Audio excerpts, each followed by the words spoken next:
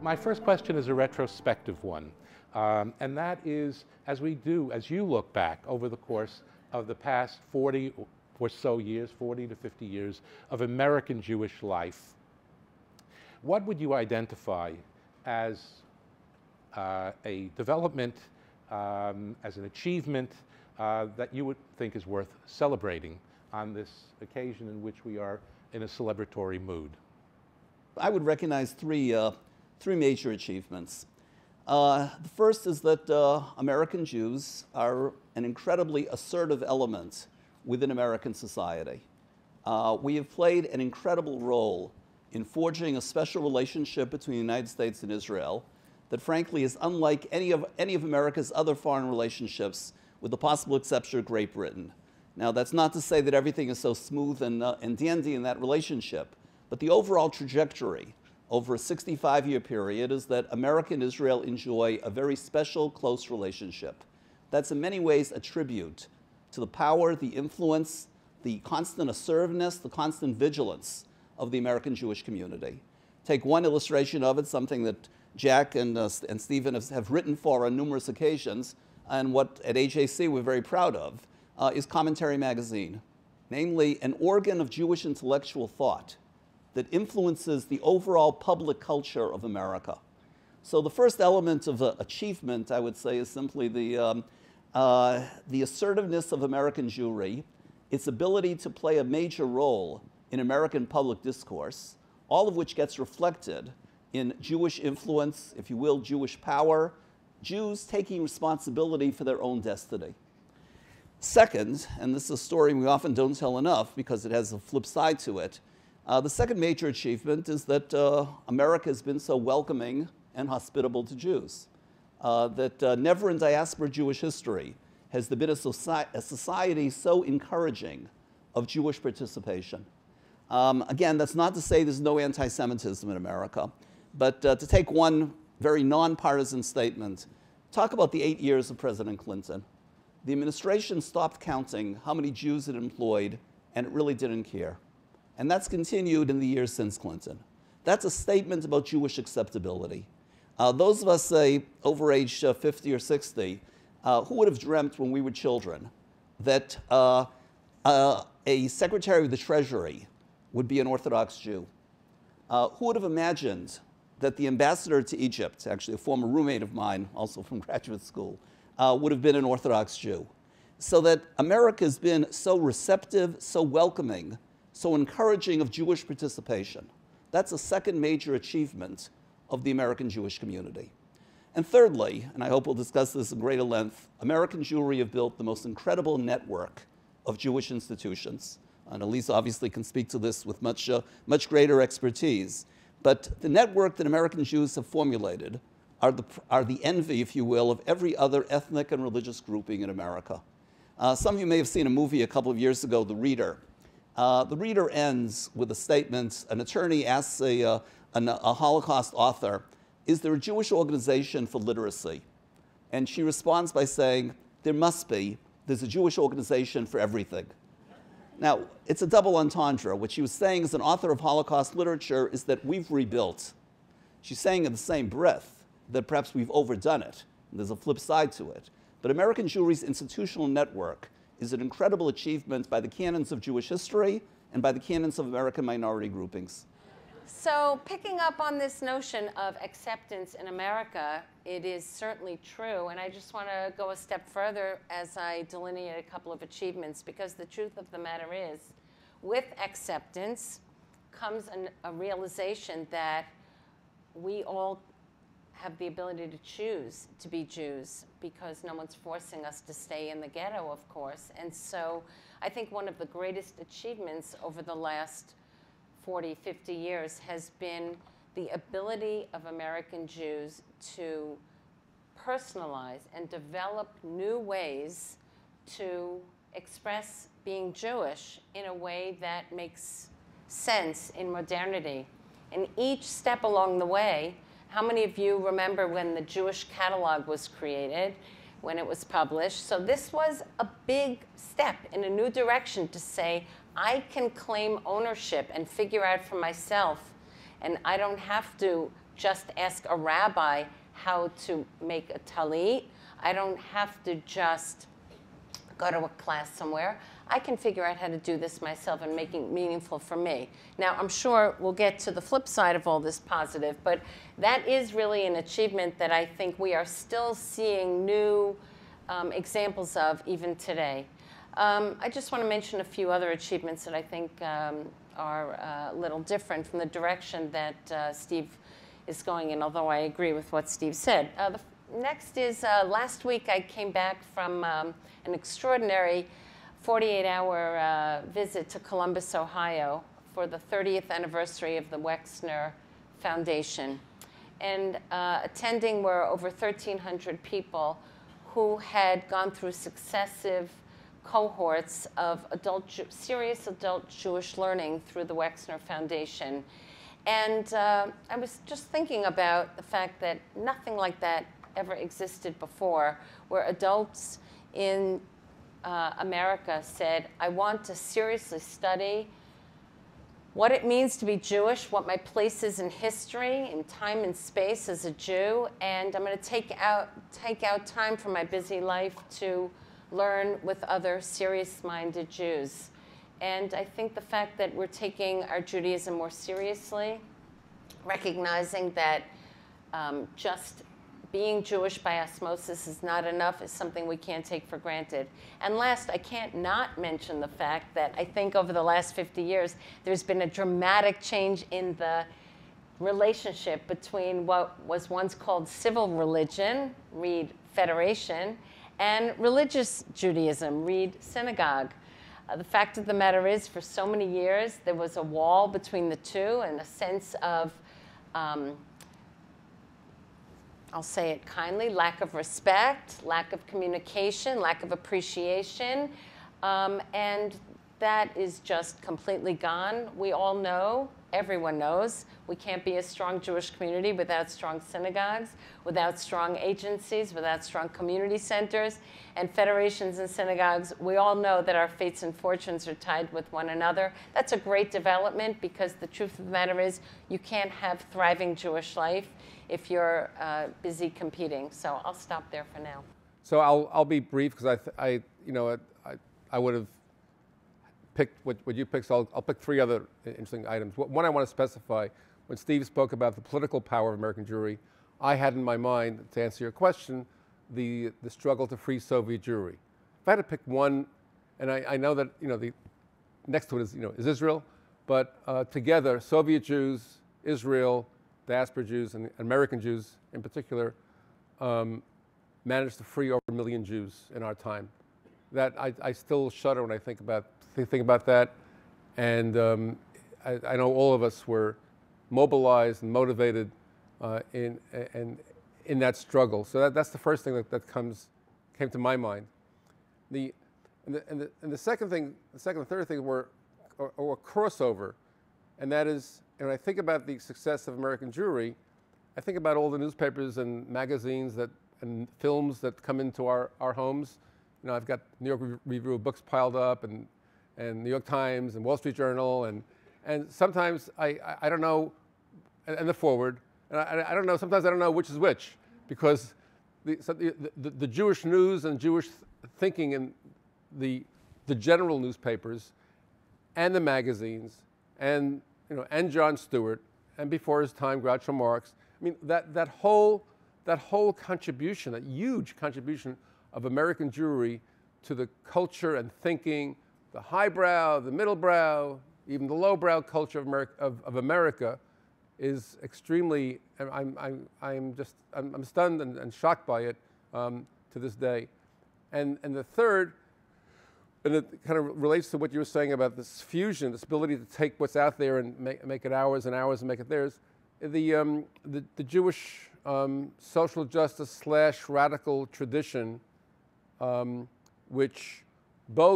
we both contribute to a better America, and where America contributed to a better Judaism. And I'm thinking about another friend of ours who's changing her career in one way, and Schiffer Bronsnick, and I'm thinking about the impact of Jewish feminism.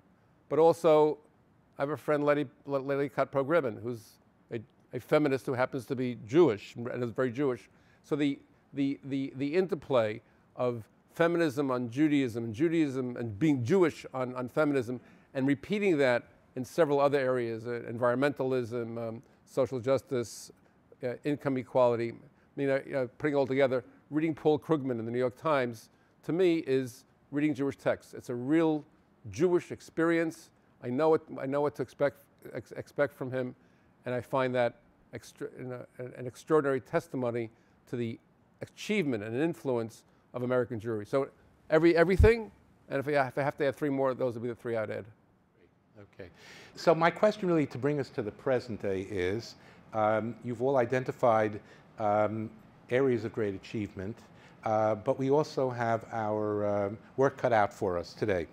And I'd be interested in hearing about what the challenges are that we face today, in your view, and then maybe we'll move on to the next question, which is how you might suggest that we go about addressing those challenges. But let's start with a challenge, one each. The Cohen. Non-marriage. You can take this thing. That's I got one. I got like one word. Explain. Oh no. Well, if I can explain.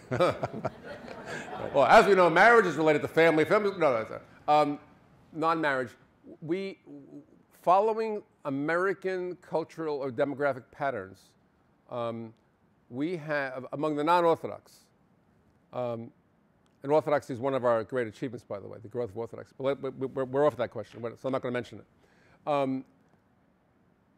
Probably the biggest challenge to Jewish life, Jewish continuity, children, grandchildren, all the stuff that we really care about is the lateness with which Jews marry, and the lack of marriage among American Jews. I'll just give you one number.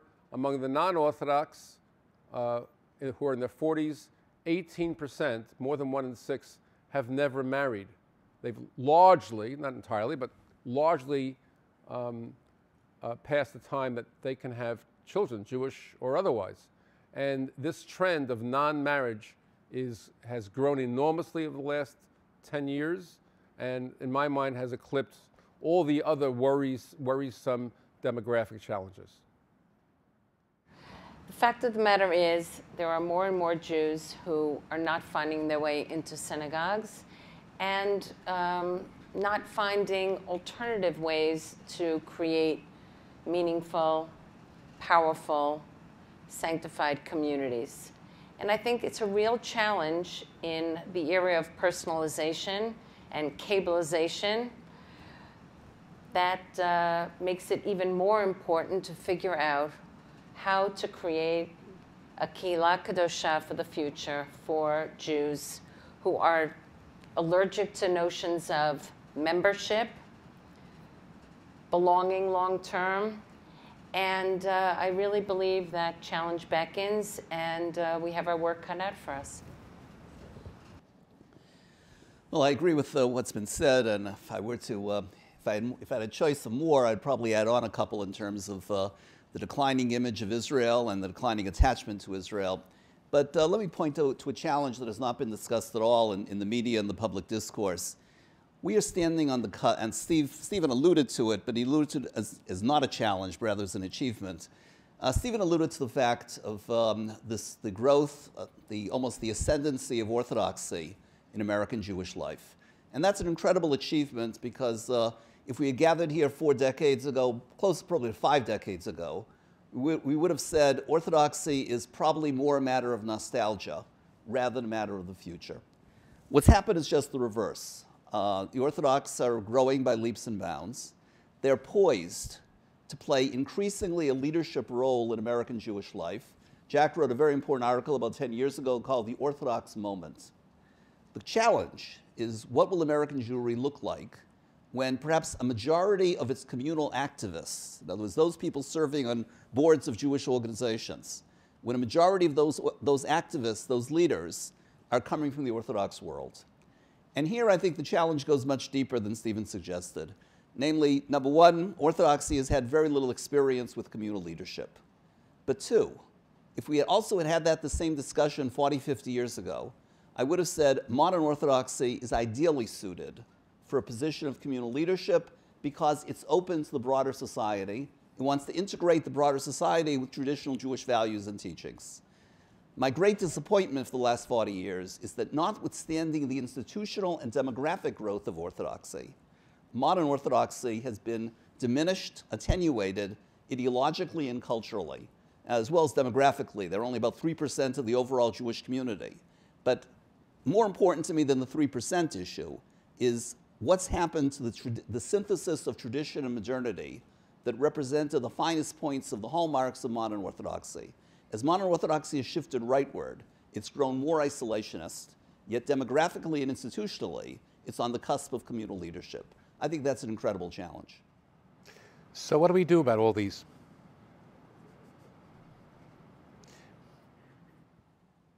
Well, which challenge do you want to handle first? You can handle your own.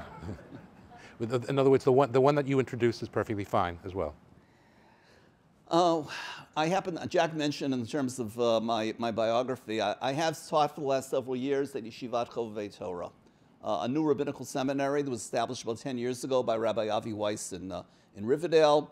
It has on its faculty people like Rabbi Asher Lopatin, who was at the Wexner events last weekend, people like Yitzhak Greenberg, who really for many years was the dean, the hallmark of what modern Orthodoxy was at its finest. Their view, as I say, has been defeated in the intellectual battle of where modern Orthodoxy is. But it's a tremendous credit to Rabbi Weiss, the leadership of Yeshivat Chovevei Torah, a group like JOFA, the Jewish Orthodox Feminist Alliance, under the leadership of Blue Greenberg. It's a tremendous credit that they've persevered, even during the same years that modern Orthodoxy has been in retreat. So I think the challenge to me is very simple, namely that if we're interested in a more vibrant Jewish community, we need to strengthen those sectors of American Jewry that demonstrate the greatest potential for bringing the Jewish community into the 21st century and beyond. I see that as really a particular challenge to Orthodoxy, but it's for the rest of the Jewish community as well. Namely, will modern Orthodoxy meet the challenges of communal leadership? I guess we're going in order here. Today, just today at lunch, I attended a committee meeting at UJA-Federation of the Synergy Department, which, as some of you may know, is the department at UJA-Federation responsible for helping synagogues thrive. I know there's been a lot of participation from this show in our Synergy workshops, webinars, programs of all kinds. But today, Alison Fine, who is the author of a new book, which I commend to all of you, was speaking about her experience as a past president of a synagogue in Tarrytown, I think. And she said, well, first I get the mazel tovs, a lot of cards and emails and notes and phone calls wishing me mazel tov on becoming president. And then I get the complaints. There were no parking spaces when I showed up. The name was wrong on the thank you note. I got a bill, and I already paid my bill, et cetera, et cetera. And then she says, and I got a call from a congregant a few weeks ago, and essentially he said, I was in the hospital. No one visited me, even though I didn't tell anyone I was in the hospital. And of course, we all appreciate that we all want to matter, and we come to shul, we come and we're part of a community, and part of our motivation is to connect with other people who care about similar things, but also to know that we matter to other people. And I think the challenge for synagogues today is in trying to create new ways for people to feel that we are agents of Jewish identity as opposed to gatekeepers as who should be in and who should be out. And new ways for us to co-create what the synagogue of the future should look like. So this book that I mentioned that Alison wrote is called Matterness. And it's really a study of how, both in the corporate world, in not-for-profits like churches and synagogues, what does it mean to create environments where people know that they matter to people around them? And I just think that she's on to something very important about what's required for us to work harder at in our shuls. Taking all the examples that Steve was mentioning before about areas that people care about, whether it's the environment, social justice, that people care about, and figure out how to connect them to their Jewish roots and sources so that they can become part of their expressions of their full selves. There's really, I think, great opportunity, but there's a lot of work that needs to be done. Synagogues just won't happen anymore. They won't grow because Jews don't have to join synagogues in order to be Jewish. They're going to have to be places of real meaning, purpose. Stephen. It turns out that there's little we can do. There's a little we can do, but it's not really very feasible to lower the age at marriage and get more Jews married. So I will go on to the other problem that maybe you thought I was going to mention, which is intermarriage. There we have a lot that we can do. And I don't want to talk about policies. I want to talk about what we can do.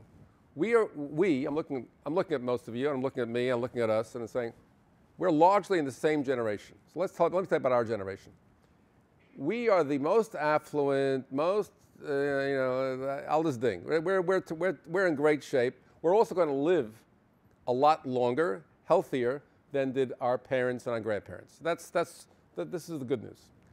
The challenging news, as they say, we never say bad news. I learned that from Alisa and working at the Federation. The challenging news is that our parents, we in general, are parents to the most intermarried American Jewish, actually diaspora Jewish generation in modern history. More of our children have married non-Jews than any others. Conservative, 40% of people who recently married non-Jews. And if we're Reform, which there's like 2 people in the audience, it's 80%. New York, it's less. But 80% of Reform Jews have kids, young people, have married non-Jews. That means between the Reform, the Conservative, and the non-denominational and everything else, our generation has the most grandchildren who can go either way. And it's not what you think about it. Jewish or not Jewish. And we now, so what can we do about that? And we'll ask Alisa to tell us all about wonderful policies, and I mean that seriously, that Federation of the Community is doing. But there's things that we can do as parents and grandparents. Fortunately, there's research that shows that grandparents are very influential in the identity formation of the grandchildren. Arnie Eisen and I picked that up in the Jew Within. We weren't grandparents, we hadn't thought about it. And it hit us that people have mixed things to say about their parents, but uniformly great things to say about the grandparents. And now there's research that shows the opposite, and it continues, that grandparents manage to affect the religious identities of the grandchildren with and without their own good relationships with their kids. Moral of the story is, if you spend time with your grandchildren, something you want to do anyway, but I'm just underscoring it, it really will affect their decisions about whether to be Jewish and how to be Jewish. And the second thing is quite instrumental, but it's nothing wrong with it. I say this publicly, and I know it happens in my own family. If you tell your children, if you make any Jewish educational decisions, insofar as I can, I'm going to be behind you. Subsidize, pay for it, whatever one has to do. You want to take your kid to France, Gesundheit, it's your business. You want to take your kid to Israel, that's on my account. You want to send your kid to preschool? Your business. You want to send your kid to Michigan Tefillah preschool? I'll pay for it.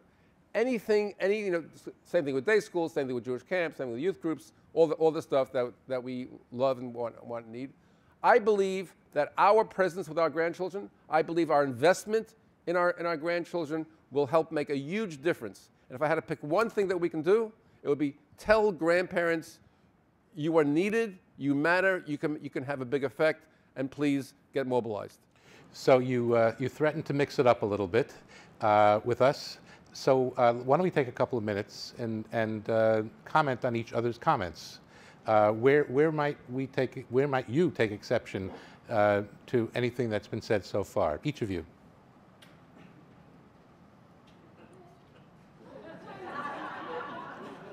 You threatened. You got to deliver. You got to deliver. No, my issue with Steve and the focus on modern orthodoxy. I'd like that to be better than modern orthodoxy. Some of my best friends are modern orthodox. Funny, you look modern orthodox, but if I had to think about them, and actually I went down to the OU, the Orthodox Union, this past week to talk to them about an idea I had that they should mobilize their lay people to become more active in volunteering and becoming professionals in Jewish life. I want to say that I really appreciate the contribution of modern orthodoxy to American Jewry. However, I don't put its, it just doesn't, for me, it doesn't rise to a level of, this we have to pay a lot of attention to. It should be better, should be helped, so forth and so on. So that was my, there's nothing wrong with what you're saying, it just wasn't the top of my list. What Alisa had to say, and I totally agree that synagogues should be those places, I just feel that, and we should do it.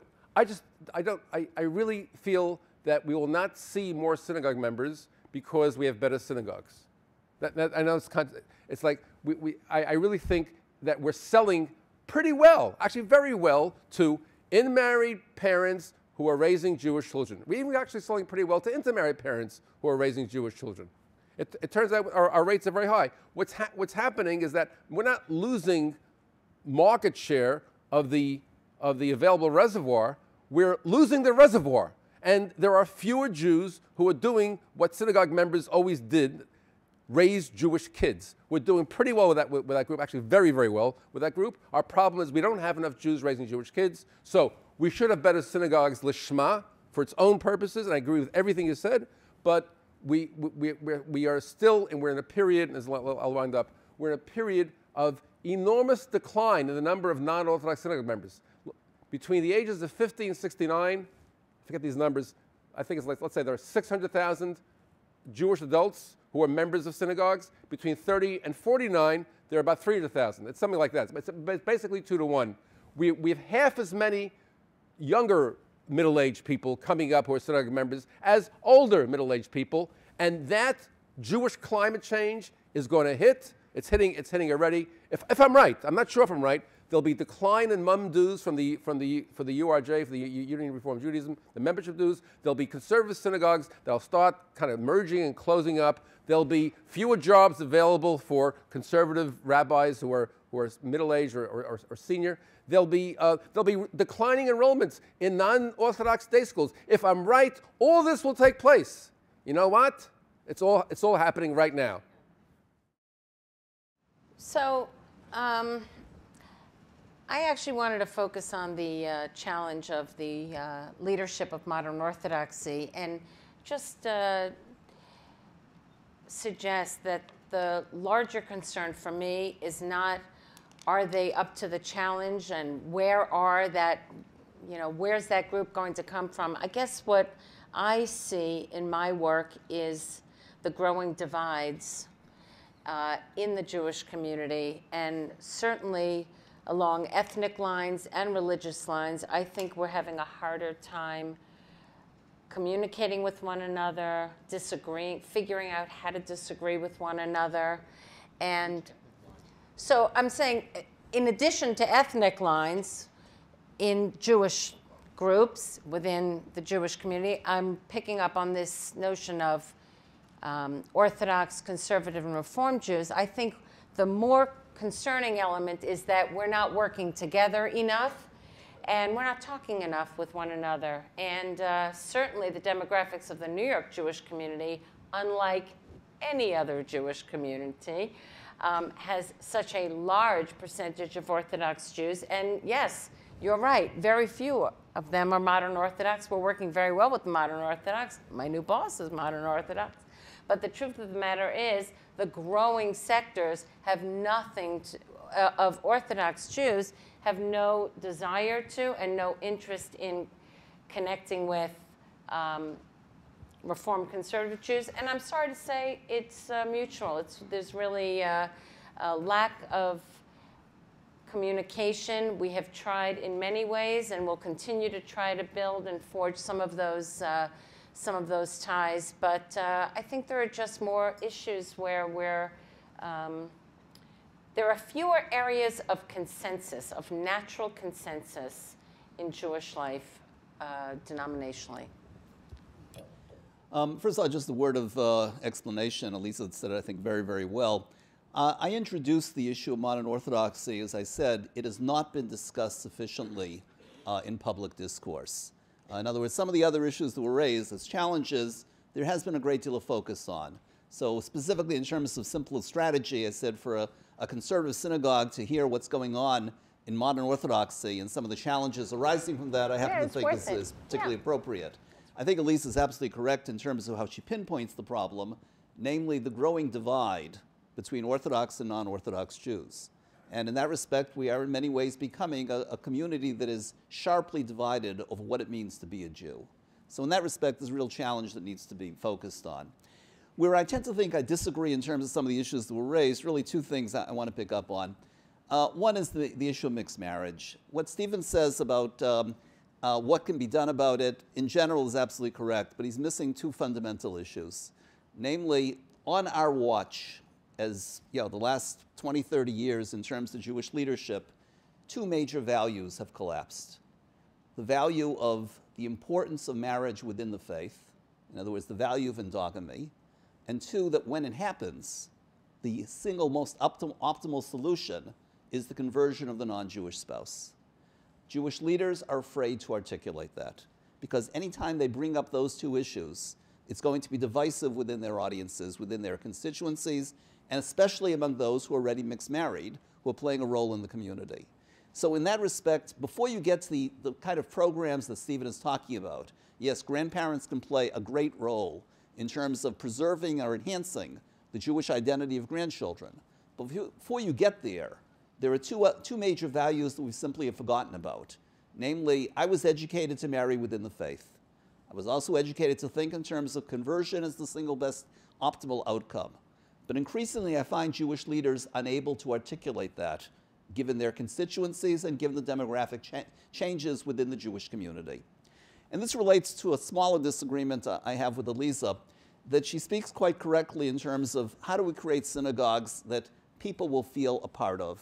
And I empathize with that a great deal. My wife and I were just talking just earlier this week how our son in London has started going to services every Friday night. I said, that's pretty good. His father doesn't do nearly as well by those criteria. What's made it possible is that he really has a role to play. He feels very much a part of it. So what Alisa is saying quite correctly is that synagogues need to become institutions in which people really feel a stake in, which they really feel a part of. I think there's a flip side to it, that synagogues, like all Jewish institutions, always require boundaries as well. In other words, they need to know what they are, but they also need to know what they're not. And many of our institutions increasingly have blurred the line to the point that you almost can't distinguish between who is a Jew and who is not a Jew. And again, I'm not talking here in terms of halakha. In other words, it's not the issue of who is a Jew according to Jewish law. It's rather an issue of, in our desire to be so inclusive, we no longer stand for distinctive Jewish identity and content. That's a major price to pay, and I don't think we can simply accept inclusivity, as desirable as it is, without facing up to the flip side of, do we have any boundaries? Thank you. So we're beginning to touch upon some of the areas of division that exist, and I can't let this evening's program conclude without our paying some attention to the very important relationship between American Jews and Israel. And I would ask you all, each of you, to project ahead. In that period of time that we look back upon, those 40 years, the relationship between American Jews and Israel at some points was extremely close, and Israel served, in addition to the Soviet Jewry movement that Stephen made reference to, as a rallying cry and cause for the American Jewish community. As you project ahead or even look to the present, where do you see, or how do you see, the relationship between American Jewry and Israel developing?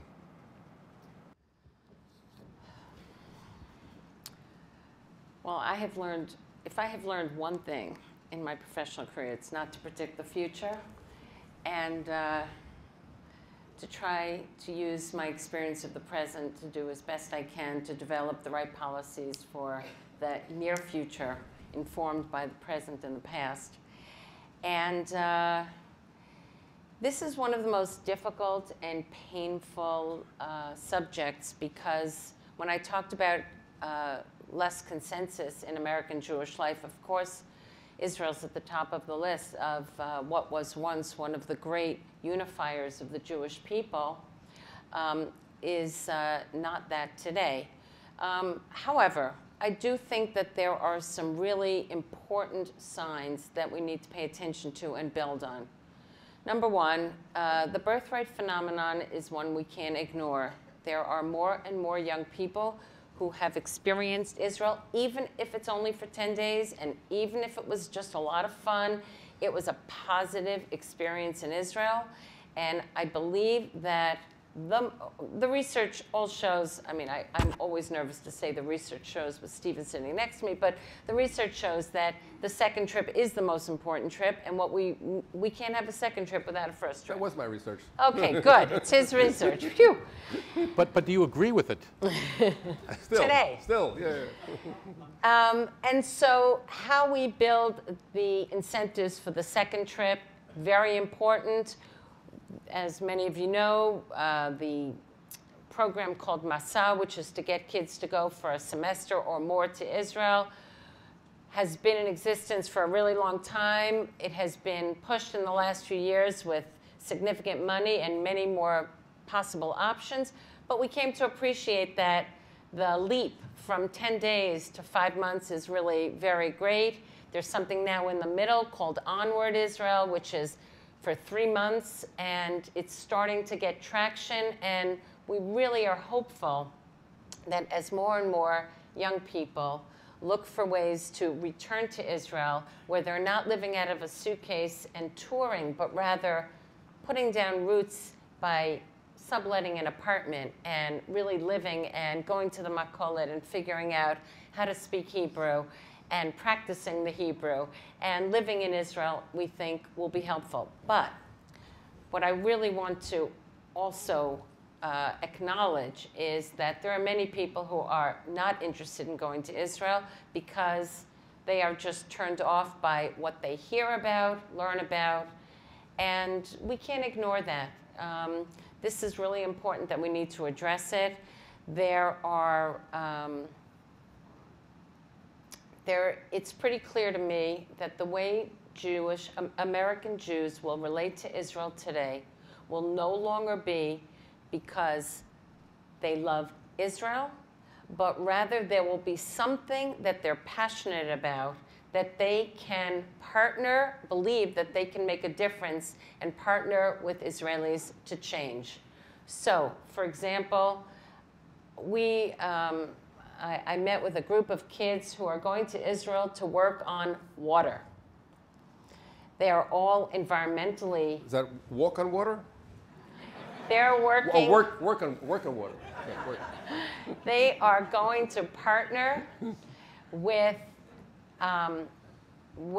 Israelis and Arabs to develop greater access to water. Now, this came out of environmental concerns and expertise, which they're then translating to their recognition that they have some stake in Israel. They're not quite sure what it is, but they're going to go figure it out. I'm using it as but one example. Again, what I'm trying to get at is we can't just assume we need to get our kids to love Israel. Really, we're going to have to find the right connects, and the connects are going to drive what follows. Three quick comments here. Number one is that you can't divorce the issue of American Jewish relationship to Israel from the issue of assimilation. In other words, those who are more distant from Jewish interests generally are going to be more distant from Israel. So that's, again, it's a sad reality of American Jewish life that we can't skirt the issue of assimilation. As more assimilation takes place, and I don't see that pattern reversing itself, we're going to see greater distancing from Israel because it's greater distancing from matters Jewish more generally. Two, and to some extent Alisa referenced this, is that Israel and American Jewry are heading, those who are identifying as Jews, are heading in two very different directions.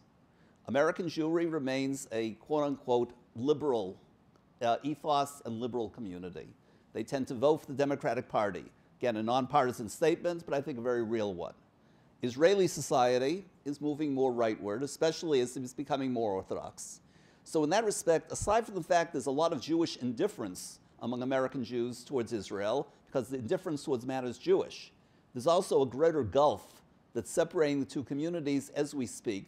Both of those currents are happening at precisely the same time. I think thirdly, the issue that, again, Alisa referenced earlier is what can actually be done about this? Now, she gave the excellent example of projects that people are rubbing shoulders together on. I endorse that 1,000%. By having greater common interests, common projects, it'll lead to stronger relations. But we also need to ask the question exactly what are we teaching in terms of Israel? And here I have one major problem with the Jewish establishment, even though I'm so much a part of it. We stress hasbara, meaning we want to interpret Israel for American audiences. It has its place, it has its role. I can't minimize that. We face real political difficulties in terms of mustering support for Israel. But in order to have effective hasbara, you need something that precedes that, and that's effective Israel education. And here I am deeply dismayed that of the two major seminal events in Jewish history of the 20th century, I know we're now in the 21st century, but we're looking back a century, the two major seminal events, one, the Holocaust, has permeated the Jewish curriculum from top to bottom. The second, the return of the Jews to sovereignty and statehood, the single greatest Jewish success story of the modern period, gets virtually short shrift in terms of the Jewish educational experience. So in that sense, while there are things that can be done, I don't think American Jewry has yet internalized the challenge of Israel-Diaspora relations in terms of what are we teaching about Israel to the next generation. They would have a reason to identify with it. So I'll just give a few highlights of where American Jews in Israel stand in the most recent research, some of which you may not be aware of. One is Israel has become the most divisive issue in American Jewry. We used to have Orthodox conservative reform because you have to balance it out. Today, when we do Israel programs, if they're general, we have to have what looks like a kind of a right-wing program, a kind of a left-wing program. And if you do a left-wing program without a right-wing program, the right-wing people write letters and they fetch, and the other way around as well. Except if you're in a right-wing or left-wing neighborhood, then it's okay. So that to me, that's indicative. And there are rabbis and synagogues and everything else. We'll talk about anything. God's fine, but we can't talk about Israel because people will get upset. And this is really going on. And I have research that shows rabbis, about a third of rabbis actually don't really tell you what they think about Israel because they're concerned about their position. They'll talk about Shabbos and God, but Israel is something they can't talk about. This is a recent development in American Jewish life. Number two, we need to distinguish caring for Israel from support for Israeli policies. As Steve correctly pointed out, caring for Israel is very much attached to Jewish engagement, Jewish identity, and the principal deterrent to caring about Israel is intermarriage. I'll just say it, that children of the intermarried or people who are married to non-Jews have lower levels of Jewish involvement, but especially with respect to Israel. There's reasons for that, but there's something that's comparable to Pesach, and there's something that's comparable to God, and something that's comparable to Shul, but there's nothing that's comparable to an ethnic homeland that we also has religious overtones, so it has that entire story in Christianity. That's part of the issue. However, and this is the new news, and Tetsusan and I agree about this, and we've been looking at data. It used to be the case that liberals, Jewish liberals, and Steve is right about this as well, Jewish liberals had the most trouble with Israeli policies. America has shifted from where liberal America, in the days of the Histadrut and the 1960s, was more pro-Israel than conservative, Christian, oil business America, State Department. Remember those guys? Conservative America was not so friendly to Israel. Liberals, unions, all that stuff, loved Israel. Today, a huge shift. Evangelical, religious, Republican, men, the whole thing, they're big into Israel. Liberals of any liberals, especially very liberals, Democrats, secular, in the American population are associated with being highly critical of Israel. Orthodox Jews live over there. Non-Orthodox Jews heavily live, as Steve points out, over here in their liberal environment. And it used to be, until 2010, 2011, and I was reporting this, I was saying, look, I'm a Peace Now guy. I'd love to tell you that liberals are becoming disaffected with Israel, and therefore you should change your policies. And I said, but it's not true. Liberals were just as attached to Israel as conservatives. Today, last 2 or 3 years of data analysis, including Pew, by the way, all of a sudden, liberals are less attached to Israel. In terms of, I care about it, I feel emotionally attached. They actually say so. And what we're seeing is an erosion of liberal Jewish, not just support for the government, which is I understand, but support, but attachment to Israel. And the reason for that is not only is Israel a red state and we're blue state type Jews, it's that Israel's policies are becoming less and less defensible, and more Jews are becoming aware of it. And even within Israel, this election did wonders for the left in Israel. The left increased its number of Knesset members and mobilized in a ways that it hadn't before. I said on the night of the election, we didn't win the election. You know where I am. We didn't win the election, but we improved our representation. The left mobilized in Israel. The American Jewish critical of Israel left mobilized. The Europeans mobilized. The Democrats and the Obama administration all have moved further to a greater opposition to Netanyahu's policies. And I believe Bibi Netanyahu will be less effective in pursuing his policies. And therefore, that may be the one glimmer of hope in this whole scenario, that the Likud government will not be able to do what it wants to do, which is to further settle the West Bank, to annex the West Bank, and to further cause difficulties and act in an improper way with the Palestinians. Okay, on that completely neutral point. I am a value-free social scientist. I'm only looking at the facts. Understood, understood. I've actually got lots more questions that I would love to ask, but I want to provide an opportunity for you folks to pose questions. No, thank you. A really excellent set of questions. I'm only going to pick up on a couple and then leave some for both Alisa and Stephen. In terms of the college campus, look, I have to report to my great dismay is that about a year ago I said I don't take it all that seriously because you only hear about the negative stories. You don't hear that the campus is the institution that Jews are most welcome in. I don't say that today because the situation has deteriorated very badly in the last 6 to 8 months, particularly in terms of Operation Protective Edge. Again, committed Jews, those involved in the Jewish community, tend to understand why Israel did what it did, namely to protect its citizens. On the college campus, the terms are Israel is an occupying power, Israel is a colonial power, Israel is even an apartheid power. So the climate has badly deteriorated. Exactly what do you do about that? In the short run, obviously a counter-narrative has to be developed. But in the longer run, it goes back to what I said before. Don't confuse Israel Hasbara with Israel education. Don't think you're going to defeat BDS by talking points. BDS is the Boycott, Divestment, Sanctions movement. You won't defeat it by Jewish organizations listing points of everything you should know about BDS and how to counter it. That may appeal to Jewish audiences, but it's irrelevant to the campus. What is relevant is the question of to what extent is there understanding, knowledge, awareness of Israeli society as a whole. One of the best programs I've been involved in for the last 12 years has been at Brandeis University, a program to train faculty to teach courses on modern Israel on their respective campuses. Over a 12-year period, we've had 250 faculty from universities across the country and internationally pass through our doors. We don't score 1,000%, no one does. But at least we know there's concrete Israel education going on there. What about the students, though?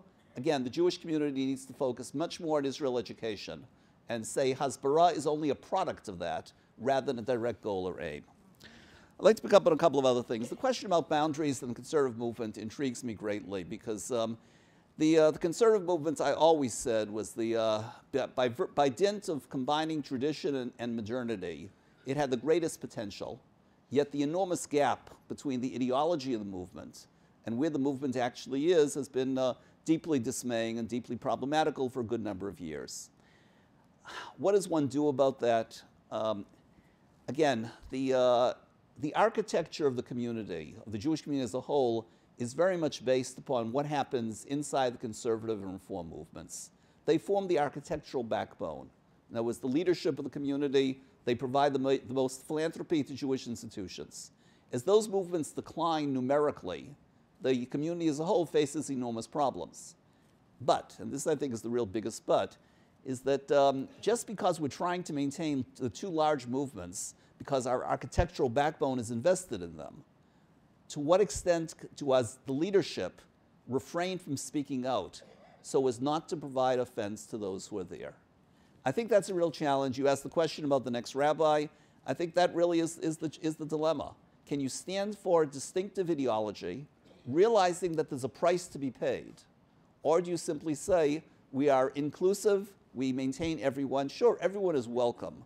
But the fact that everyone is welcome doesn't mean that all values are going to be on the table. Some are going to be ideas that may otherwise be perfectly acceptable to American society, but are not going to be in the long-range health of the Jewish community. Leadership needs to be able to take that kind of stand, but realize at the same breath that there's a price to be paid, personally and professionally. Okay, I have a quick comment about the day school issues, which I've actually, with Jack, I'm doing some research on the why don't Jewish parents send their kids to day schools aside from the cost. The other reason is they fear being ghettoized. They see day schools as places with only Jewish students, and they don't want their kids going with only Jewish students to day schools. It would be an interesting phenomenon if we had day schools with non-Jewish students. In fact, Hebrew charter schools with educational, not to compare it to Schechter schools, actually have that advantage. And in terms of what you said about the shifting relationship to day school spending, I think you're right. I mean, I've been in, the first article I wrote when I was 16 years old was an article in favor of vouchers for day schools, and my position hasn't changed. And so I believe that we know about all kinds of efforts on the state level to reduce day school tuitions in various ways. And I think there's pretty decent support in the Jewish community for that. It's certainly not the opposition that there was 15, 20 years ago. About Israel. Actually, I've just had an experience of trying to help Israel's cause on a college campus. Some of you may know that Connecticut College has just gone through a very difficult period around Israel. And they called me in as a speaker, as a pro-Israel speaker.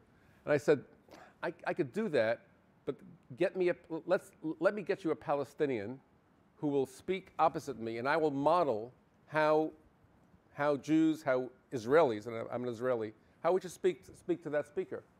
And I found somebody. I have a friend who's a publicist for the Palestinian cause, and she found me Yusuf Munea, who heads an organization, something that's called End the Occupation.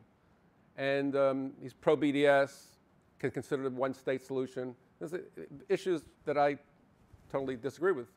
But when he sat there, and he sat over here, but I'll point to you, he made statements that Israel discriminates against Arabs, that Palestinians have been deprived of their rights, there are human rights abuses, and I said, right, I agree with you. There's a lot of that going on, and actually I have to know as much about it as you do.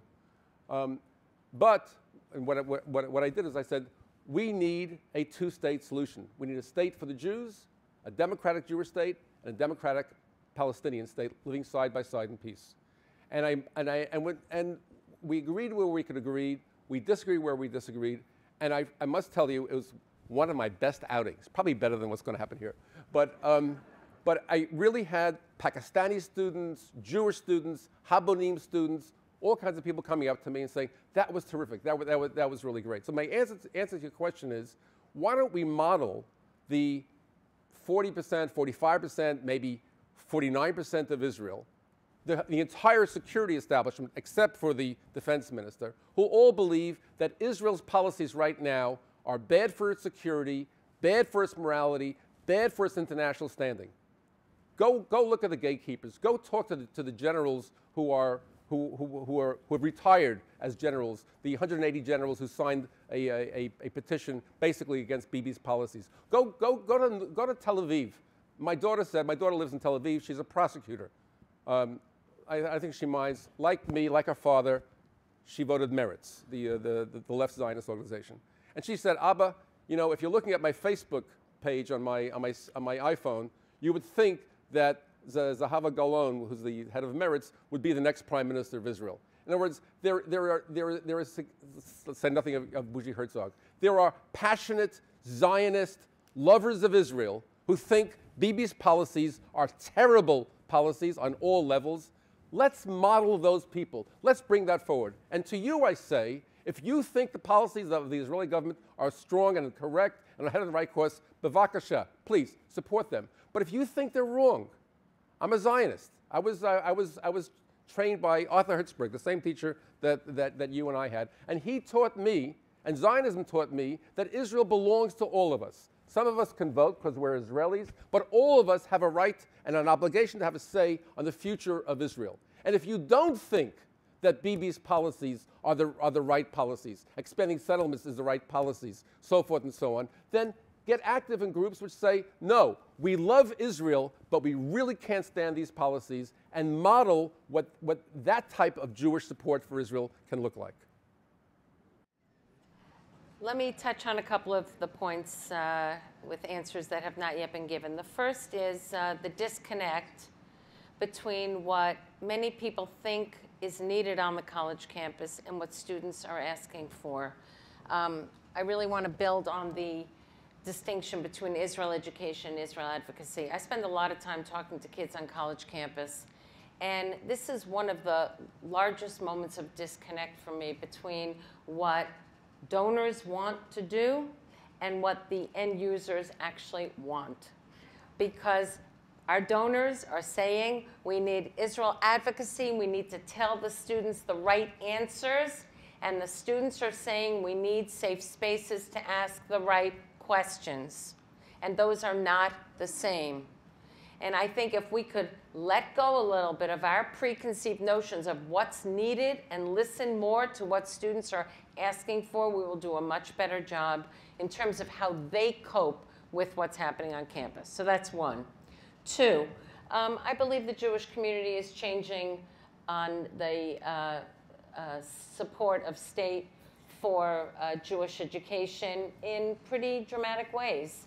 I think that the argument that we engaged in for too long was an either-or, vouchers, non-vouchers, and I think it shut down the important creative debate that needed to take place. The fact of the matter is all Jewish day schools have been accepting state funding from the time that day schools were created, whether it was transportation, textbooks, and the question of how to legally extend the benefits is a much more productive way to ask this question than vouchers, no vouchers, in my view. I can just speak at UJA-Federation. We have been working hand in hand with the OU, lobbying the state for, and I'm sure you know about it, for all sorts of benefits. We never did that before, and we're quite comfortable doing it. We're proud that we've already seen some success. So I really believe this is moving pretty fast. Whether we will have sufficient impact in the short term to address the challenge that too few parents are choosing Jewish day schools, I know not, but I do believe that long term we will make progress there. I just want to touch on the issue of the future of conservative synagogues, conservative movement. When I began my career at Federation, the reason I chose to work at Federation is that I believed that the future of the American Jewish community depended on a strong federation that would embody Klal Yisrael, that would cross all sorts of boundaries in Jewish life and bring the Jewish community together with a big tent which had defined, what do they call them? Stakes in the ground. I still believe this is important. I'm not leaving my job, but if I have to define what I believe to be the greatest challenge today in American Jewish life, I have to say the collapse of the middle and the importance of the conservative movement to redefine itself is critical and crucial for the future of American Judaism, not just conservative Judaism. So I really hope that and this is going to take hard work. And Emet Ve'emunah is 20 years old now already? And to my knowledge, 30 years old. To my knowledge, nothing has come since then. And I don't believe it's only ideology. I really don't. This movement is so much a product of amazing sociological and demographic changes over the last half century. But I do believe some of it is ideological, and setting norms, communal norms, are critical. Doesn't mean we meet them, but we know what to aspire to. So I think you can tell I speak as a conservative Jew. So it's not just in my role as Federation. I really believe there's something here that beckons. One thing I really want to say, look, it should be obvious by now, there's much more that unites the four of us than divides us. I have enormous respect for my colleagues. I learn a great deal from them. And every instinct I have is to want to embrace them because they really are heroes of Jewish life and strong allies. We stand for the same things. But I really take vigorous exception to Steve Cohen's last remarks. An election took place in Israel. I didn't vote. Stephen is entitled to vote. I hope he did. He should be. I flew over, and it cost me $3,000 to cast a vote for merit status. The reason American Jewry, and certainly its leadership, does not encourage the kind of action that he's just spoken about, I think is several-fold. Number one is simply respect the democratic process. Their elections take place in the United States. I guarantee you, I vote for the losing candidate a lot more than I vote for the winning candidate. I don't attack the legitimacy of that candidate that's won. I think the two-party system largely works. There are all sorts of kinks in it, a lot of things that are dysfunctional about it. But democracy is, as Churchill said beautifully 60 years ago, it's the worst and meanest of all forms of government, except for all the others. What takes place in Israel is democracy. Multiple parties, multiple voices, free and open debate. Some people will like what elections turn out, some people won't like. That's what elections will inevitably cause. I think as American Jews, first of all, it behooves us to respect that democratic process rather than subvert it. I might be in agreement with some of the things, not all of them, by the way, but I might be in agreement with some of the things that Stephen is calling for. But I also have to respect that democratic process, which did not result in the kind of elections that he wanted. Second, and here's where I think he's very much off base, he's the most distinguished sociologist of American Jewry. He observes the community better than anyone I know. But again, I think he's wrong in this. Why is it that Jewish leadership does not encourage the kind of actions he's talking about? Because Jewish leadership, over many years, one of our great success stories, has accumulated a great deal of credibility, clout, influence in Washington in circles of power in this country. We remember the days of the 1930s. 50 Jewish organizations, all descending on Washington, each with their own rescue plan. So it gives Roosevelt a handle. Why do anything for the Jews? Because if you try to satisfy one group, you're only going to alienate 49 others. That, by the way, is not a myth. You actually have the diary of Breckinridge Long, his refugee officer, who said the president should do nothing because there are multiple Jewish organizations and all coming down here, all descending. And if we try to satisfy one, we're going to alienate all the others. We learned that lesson, the lessons of disunity, that on the matters of Israeli security, the reason the Conference of Presidents was brought into existence back in 1955 was that regardless of the many disagreements we have within the community and outside the community, on the one issue of Israel, before the circles of power in Washington, meaning before the president, before the Congress, our real message is we want the United States to be supportive of Israel.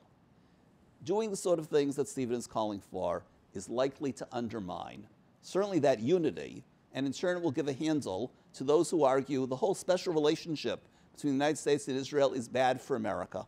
And that's one of the themes on the college campus today by some very distinguished faculty. I don't feel like giving any support to them. On the contrary, the position we've taken at AJC over many years has been on matters of Israeli security. We're 2 steps behind the government rather than being 2 steps ahead of it. Stephen, for the record, I think is more like 6 steps ahead of it. But I'd say even 2 steps would be 2 steps too much. That leads me, though, on 1 or 2 other things very quickly. In terms of Jewish camping, Stephen, I think, and Jack both mentioned a project some of us have been involved in. You'll hear more about it in the next few weeks and months. One of its major focal points will be adolescence. Those are the critical years for communal intervention. Those are the years of Jewish camping. In other words, that we have the greatest opportunity at nurturing and building strong and stable Jewish identity by focusing on adolescence. That's not going to be universally acceptable. A lot of people feel preschools are much more important. A lot of people would feel that pre-bar mitzvah is very important. They are. But if in terms of the most critical arena for communal intervention, I would say the forms of adolescent education have the greatest degree of promise. Third is the question of limited resources. Yes, and one of the real problems in the Jewish community is that we don't feel like making choices. And that's, again, a real challenge to leadership. We can try to do all things. We can try to be all things to all people. In the 1990s, frankly, I could document this for you historically. Too many Jewish leaders were walking around saying, there's money for everything. Therefore, we just do everything.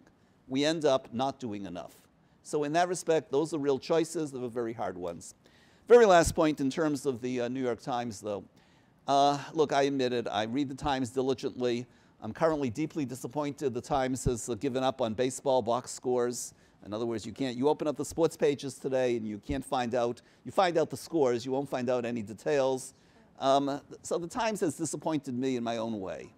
But having said that, bear in mind, blaming the messenger is something that satisfies Jewish audiences because there's a lot to blame. But the real problem is not so much the messenger.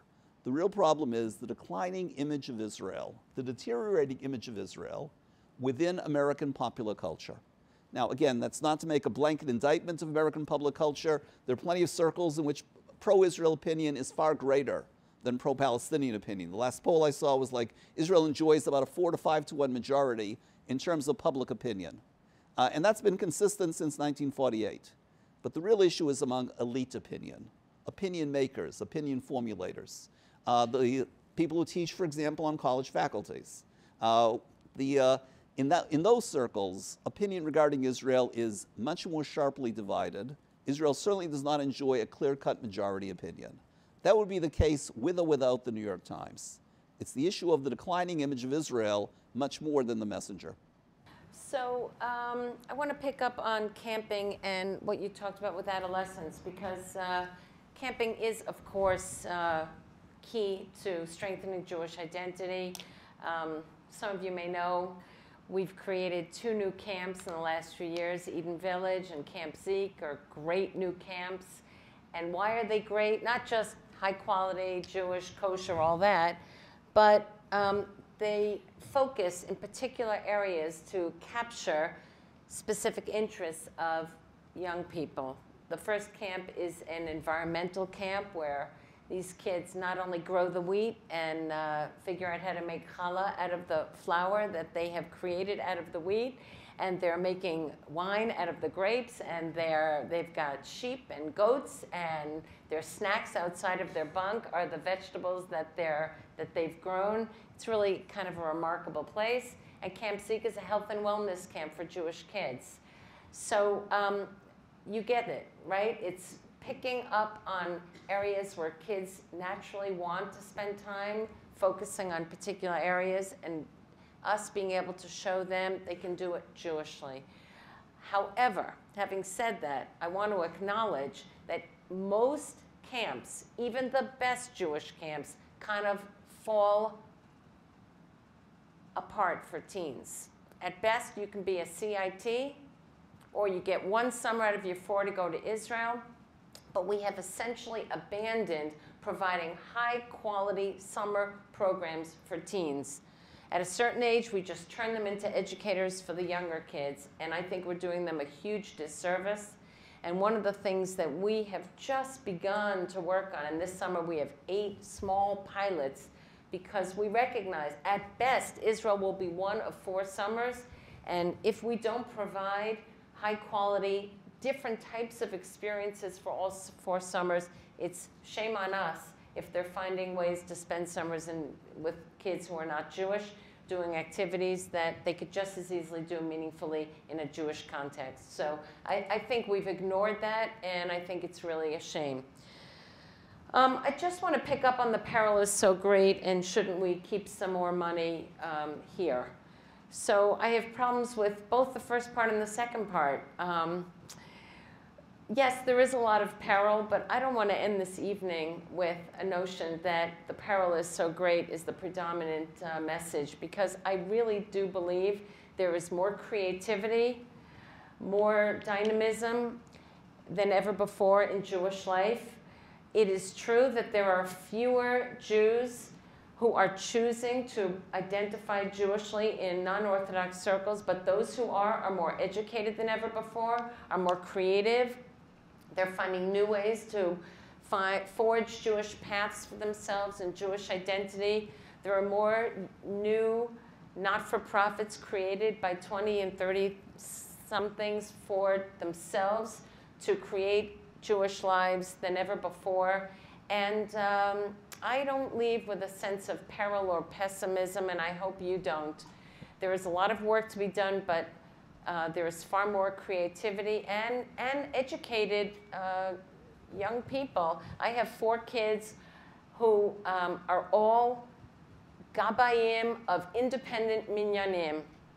Not one has chosen to belong to a synagogue, but they're creating the synagogue for themselves of the 21st century. I don't yet know what it will look like, but they're actively engaged and feel responsible for laning and participating, showing up, and they have lots of friends similar to themselves. So there's something happening here, and we have to just stop assuming that if it doesn't look like the choices we made, that it's peril, gloom, and doom. Second point. I believe that history has taught us that our fate and fortune as an American Jewish people is inextricably woven to the fate and fortune of Israel. And if we believe we can separate them, we are kidding ourselves. And it may be true that Israel doesn't need our money in the same way that it once did. It needs other things from us, perhaps more than money right now, although money helps. But the truth of the matter is there are choices that we have to make every day in terms of how we allocate our funds. I call it moral triage. There are always more needs than money. Our dreams and our visions always outstrip our budgets, so we always have to make hard choices. It's just not an easy equation that because we're independent of Israel, we should be spending less money there. We have a stake in the future of Israel being a thriving Jewish democratic society, not just for its own sake, but also for our sake. Thank you. So now, we've long had a conversation about broadcasting peril versus broadcasting, I guess, hope, and I hope we can do both. But I just, hearing that wonderful story about your 4 children, I now know why you feel so empowered to broadcast the rosier side of our, and so kol hakavod for you and Neil for having such mazel, as well as your grandchildren. So I want to just pick up on 2 points. I do see peril, and I think it's important to talk about the peril, as well as the hope, because without talking about the peril, if it's there, we'll miss it, and we won't react. And so I just want to quickly lay out both sides of it. One side has to do with intermarriage, and the other side has to do with Israel. Let me do the intermarriage one first. I'll just do highlights. At this very moment, there are 7.2 million people, 3 million people, adults, who have a Jewish parent in America. 2.1 million of them do not think of themselves as Jews. That's huge. 7 million people, 2 million people have Jewish parents, don't think that they're Jewish. That caused me, by the way, to lead my congregation in saying a Mishnah Berach for the illness of American Jewry when those data first came out. Not only that, we're not having kids. Among non-Orthodox people, we're having on an average 1.7 children, and not all of them are being raised as Jews. And I told you that 72% of non-Orthodox people, 40% conservative, 80% Reform, are marrying non-Jews. When you get down to the grandchildren of those intermarriages, only 7% are raising their children in the Jewish religion. These are numbers that Jack and I have been broadcasting. Steve has been helping as well. I think it's incredibly critical for us to understand that. We're now involved in a Jewish population meltdown of the active Jewish middle. There may be more people who say they're partially Jewish, episodically Jewish, but the number of people who are engaged in Jewish life like we are, outside of Orthodoxy, is in sharp decline. And we need to reverse that. And by the way, all the talks about camp and everything else, I put camp at the top of our list, along with visits to Israel. And the work that you're doing in expanding the number of camps and opportunities is absolutely critical and essential. And Federation and Alisa Kurshan in particular should be blessed and admired for doing that. On the other side, let's talk about Israel. I really want you to believe and understand, if you spent any time in Israel, you spent any time reading the newspapers in Israel, you would see that among college-educated people in Israel, Sfaradim, Ashkenazim, Modern Orthodox, Masorti, in that group of people who share your cultural background, I assure you that the Labor Party on the left won that election. I really want to be very clear about that. And if you speak to Israel's former chiefs of staff, Israel's former leaders of the Shin Bet, Israel's generals, they're all highly critical of Israel's policies. Why? And this gets back to the point that Steve, that you and I make, because they see what I see and maybe what you see, and that is these policies are leading to a one-state solution, where Israel is in control of the Jews behind the Green Line and the Jewish settlers in the occupied territories, as well as the Palestinians in those territories. And at that point, either we give the Palestinians a right to vote, in which case we lose a Jewish state, or we don't give them a right to vote and we lose a democratic state. That's the choice that's right in front of us. And everybody's been talking about this. The entire world understands this, and this is the critical juncture that we're at. And the Zionism that I learned said that we have to participate in making these decisions. And excuse me, the leadership you keep talking about is no longer the unified, single, recognized leadership of American Jewry. It ain't so. Those people who work in the State Department, those people who work for Obama, they read these surveys. They're one of us. Just this morning, I met with somebody who used to be the National Security Advisor in charge of Obama's Middle East desk. You'll figure out who it is in a second, but I don't need to tell you. Eventually I listened to his opinions, so forth and so on. I said, tell me about your childhood. I grew up in the Bronx. I went to yeshiva. I spent time in Israel. I almost went to MTA, but I went to Bronx Science instead. He's married to a Jewish wife. He's going on. This guy knows what's happening in the Jewish community, I assure you. The Obama administration knows what's happening. And they will, and he told me about a senior leader of the Jewish community who said, we can no longer tell the president, if you don't go along with Israel, you're going to lose lots of Jewish votes. Because it simply, we tried that, Romney tried that in 2012, and it didn't happen. 70% of American Jews stood by Obama. Probably 85 to 90% of non-Orthodox Jews stood by Obama, despite the Romney attack that Israel is being thrown under the bus. So it is no longer the case that if we wanted to, that we could tell the administration, we're united around Israel, we have one opinion. Open the New York Times, I'm sorry. Open any newspaper, open Haaretz, and you'll see what's happening in American Jewry. We are divided about Israel's security. We are united, I hope, about the importance and centrality of Israel to our lives as Jews, much as Lisa just said, but we all agree, and Steve's remarks suggested. So, last point. I am really frightened for the future of Israel. I drive down to Tel Aviv from Yerushalayim, where I live, and I see these beautiful, tall structures. And I'll tell you what I see. I'll tell you the nightmare that I have in front of me. My daughter's going to, God willing, she'll be married on August 27th. And given what I know about Jewish demography, especially in Israel, I really expect to be blessed with a grandchild very soon thereafter. And I'm counting my chickens before they hatch, I understand.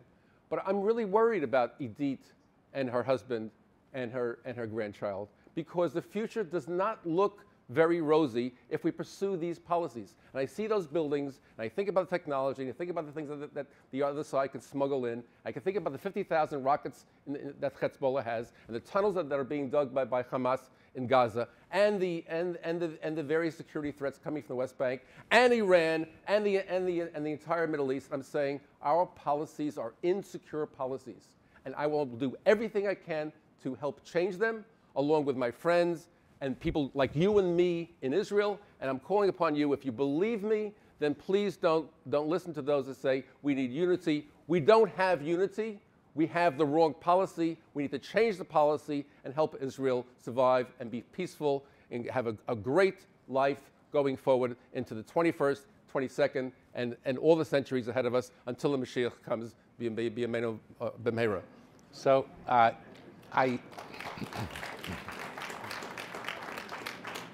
I trust that what you've taken away from this is that not only have we heard from three highly informed and highly articulate speakers, but also passionate ones, passionate Jews, who nonetheless continue to talk to each other even if we may differ with one another, and we consider ourselves to be friends. On that up note, celebratory note, I want to thank you all for your patience this evening and for being with us and for your questions as well. Good night.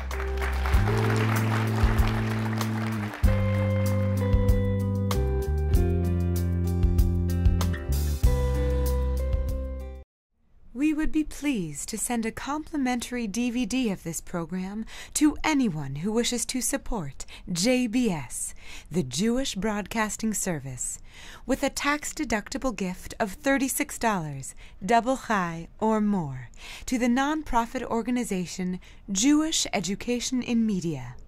Simply visit the JBS homepage and click on the Donate button to make a donation by PayPal or your credit card. And please indicate the program for which you would like a DVD. Or you can send your tax-deductible check made out to JEM, Post Office Box 180, Riverdale Station, Bronx, New York 10471. And again, please remember to indicate which program you would like to receive with our compliments.